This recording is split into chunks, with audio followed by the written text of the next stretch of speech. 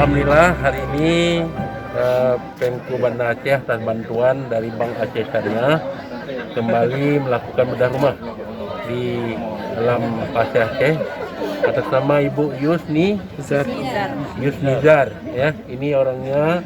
Nah, ini ada 3 anak yatim ya. Ibu ini sudah tidak mempunyai suami lagi, sudah meninggal, dan ini anaknya sangat kecil. Dan rumahnya sebelumnya sangat-sangat prihatin di ujung dan dalam sangat tidak layak.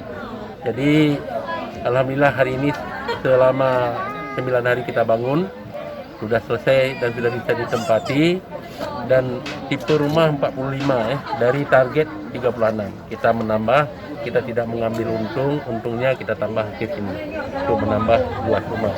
Hitung mundur 3, 2, 1.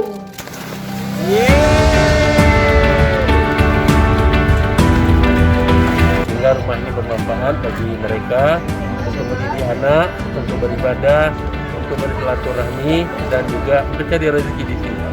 Dan di samping itu kami mengucapkan terima kasih banyak kepada Bank Aceh Syariah.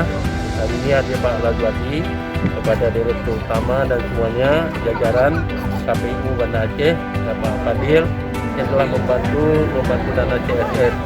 Semoga dana-dana CSR ke depan akan ada lagi sehingga masyarakat Banda Aceh jauh dapat menjauhi rumah yang tidak layak huni dan menjadi rumah layak huni semuanya ya di Kota Banda Aceh. Dan saat ini kita sudah membangun 726 rumah dan termasuk dalam kita rehab. Dan tahun ini kita targetkan mencapai 1000 rumah, termasuk bantuan dari provinsi 133. Dengan demikian, alhamdulillah Banda Aceh yang angka kemiskinannya berada di zona hijau dengan angka 6,9%, mudah-mudahan ini bisa terus bertahan dan akan menurun angka kemiskinan. Dan ini adalah menjadi fokus kami dengan visi mewujudkan Banda Aceh gemilang dalam misi syariah yang fokus pembangunan dalam bidang agama, ekonomi, dan pendidikan. Tentu kesejahteraan masyarakat Kota Banda Aceh. 1, 2,